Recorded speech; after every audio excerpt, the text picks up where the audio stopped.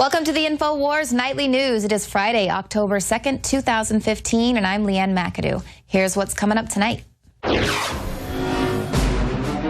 Tonight, the crazed gunman who murdered 10 people yesterday in Oregon asked his defenseless victims if they were Christians before he shot them. And then he told them one by one to stand up and goes, "Are you a Christian?" If they answered yes, boom, execution. Just like Columbine. Yep. Meanwhile, still no word from Barack Obama about the weekly mass shootings in Chicago.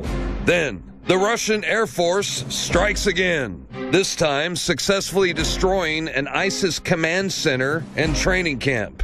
Plus, are there any atheists in foxholes? You know, I met a lot of atheists when I was deployed, and I'm telling you, when the bullets start flying, the rounds start coming in, the artillery's going, the RPGs are flying, you'll hear every man out there screaming and crying to God, shaking, asking for forgiveness. All that plus much more up next on the INFOWARS Nightly News.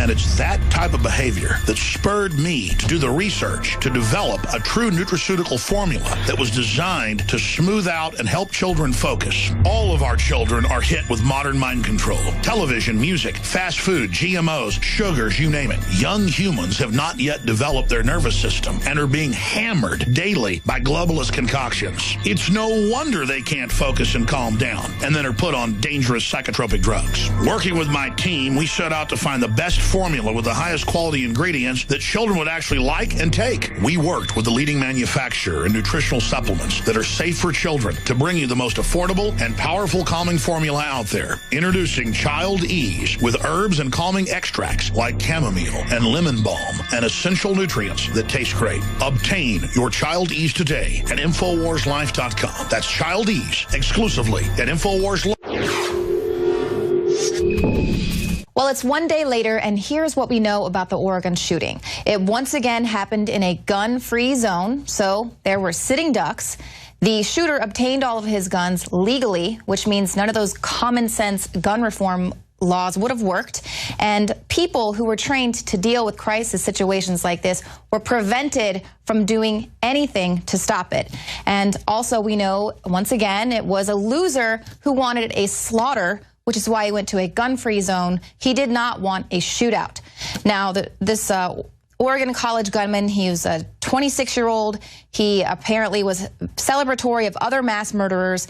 He attended a school for students with emotional issues, and he also said, the more people you kill, the more you're in the limelight. And this, of course, was after he was praising the TV shooter, Vester Flanagan. Also, according to some of his social media accounts, he apparently idolized the violence of Nazi Germany and the Irish Republic Army. According to his profile on a dating site, he considers himself mixed race. He's a conservative Republican, not religious, and he lived with his mother. Now, what we also know about the shooter is that he singled out Christians during this rampage. Now, it's reported by witnesses and people who were there that the gunman made his victims lie down on the ground, and then he had them stand up one at a time saying, cite out your religion. If they answered that they were Christian, he would say, well, great for you. You're going to be meeting God in about 1 second. And he would shoot them in the head. And others who were of a different religion or didn't answer were shot elsewhere in their body. So they say that there's no motive yet, but apparently he did leave behind a hate-filled note. Now, again, he acquired all of his firearms legally.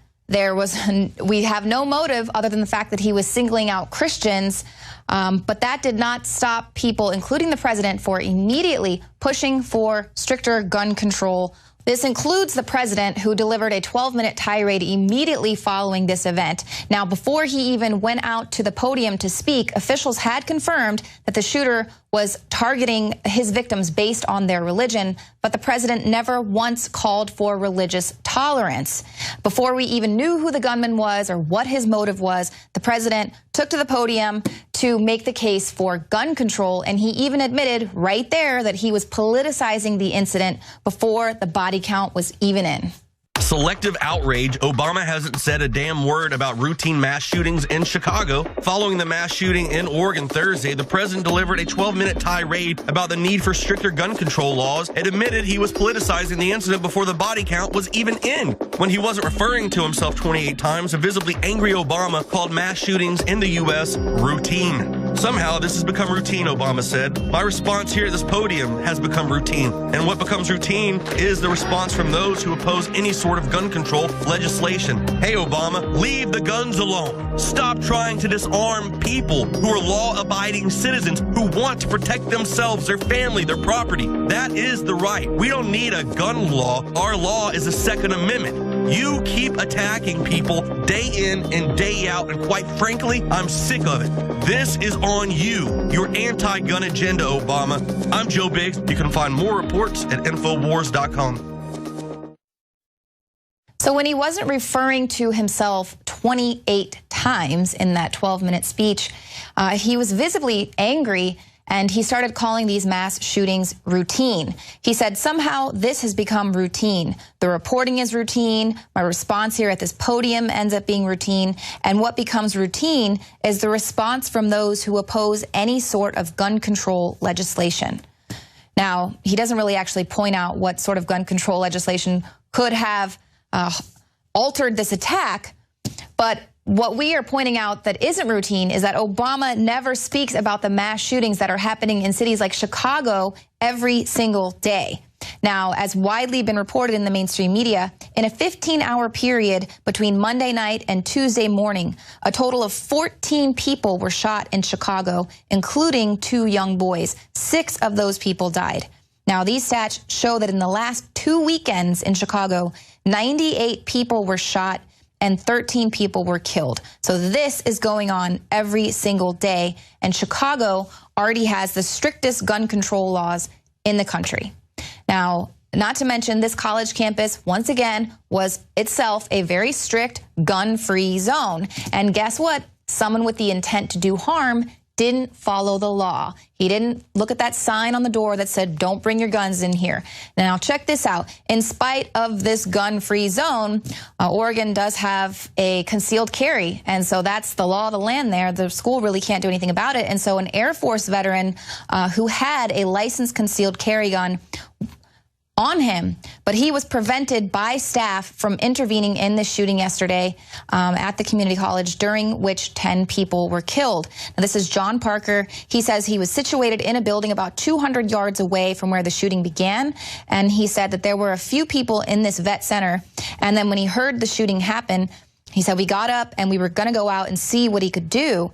Immediately, the school staff stopped us and told us to get inside of the building. Essentially, the staff wouldn't let us go to assist.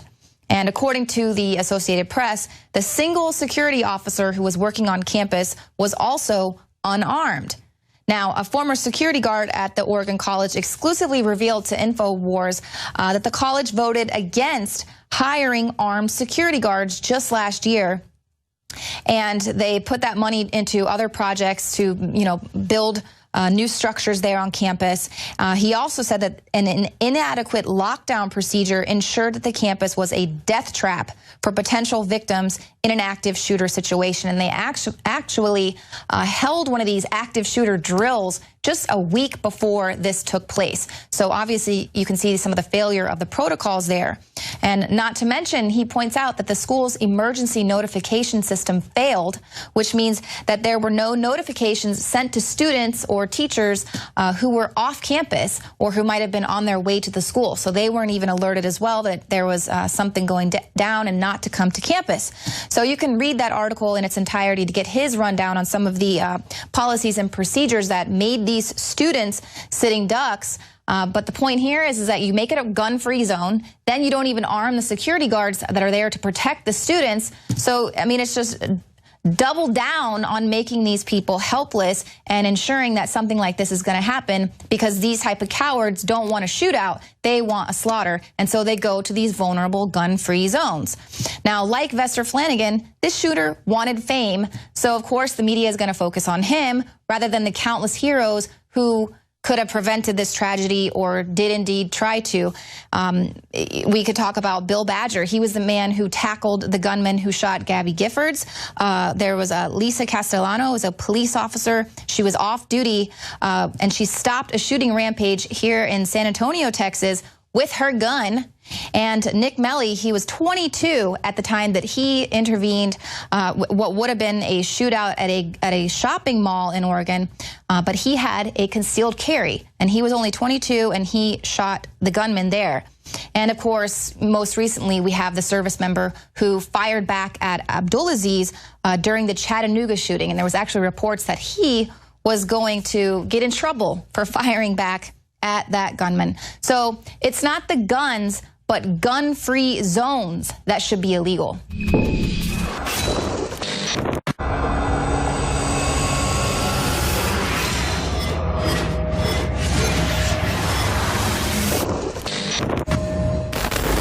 There's been another mass shooting in America, this time in a community college in Oregon. That means there are more American families, moms, dads, children, whose lives have been changed forever. That means there's another community stunned with grief, and communities across the country forced to relieve their own anguish, and parents across the country who are scared because they know it might have been their families or their children. We've talked about this after Columbine and Blacksburg, after Tucson, after Newtown, after Aurora, after Charleston. It cannot be this easy for somebody who wants to inflict harm on other people to get his or her hands on a gun. More families victimized, more average citizens President Obama may or may not personally offer his condolences to because he is too busy pleading his case to eliminate our constitutional Second Amendment right to protect ourselves and our communities. Pew Research's July 2014 poll, The Demographics and Politics of Gun-Owning Households, found that about 6 in 10 gun household members, 64%, say they often feel proud to be an American. In contrast, about half, 51% of other adults say this. There exists a constitutional mindset and reason for owning a weapon in the United States. The United States ranks numero uno in gun ownership, dominating at 88.8% per 100 residents, according to 2014 numbers from the Small Arms Survey based in Geneva, Switzerland, a group staffed by experts in security studies, political science, law, international public policy, developmental studies, economics, conflict resolution, and sociology. These are the people pushing the international policies to agendize constitutional freedoms we as a nation require in order for our republic to operate. And the media spin on the coverage is always the same. Who cares who the shooter was in Oregon? Why should we? Our immediate and only reality-based concern should be for the families and communities that need to be protected by the next incident, whether it's 3 months or 3 years from now. If we could just all pay attention to the numbers. Last year, Breitbart reported 92% of mass shootings since 2009 occurred in gun-free zones. On October 9th, the Crime Prevention Research Center released a revised report showing that 92% of mass public shootings between January 2009 and July 2014 took place in gun-free zones. 92%. Jerome Corsi, writing for the WorldNet Daily, reported in 2012 that psych meds were linked to 90% of school shootings. Some 90% of school shootings over more than a decade have been linked to a widely prescribed type of antidepressant called selective serotonin reuptake inhibitors, or SSRIs. According to British psychiatrist Dr. David Healy, a founder of RxISK.org or risk.org, an independent website for researching and reporting on prescription drugs. So what are gun-free zones? Are they really fundamentally legal? Or are they a petri dish for domestic terror? Why is it that good people with guns are banned from having them, and there is virtually zero law enforcement in gun-free zones to assure that good people are sufficiently protected by the bad guys who can acquire guns anytime they want? Or is that just it? They are protected as zones where domestic terror can be orchestrated in order to push the motives of a global narrative. The bad guys will never relinquish their guns. It appears we need more stories where the bad guys lose.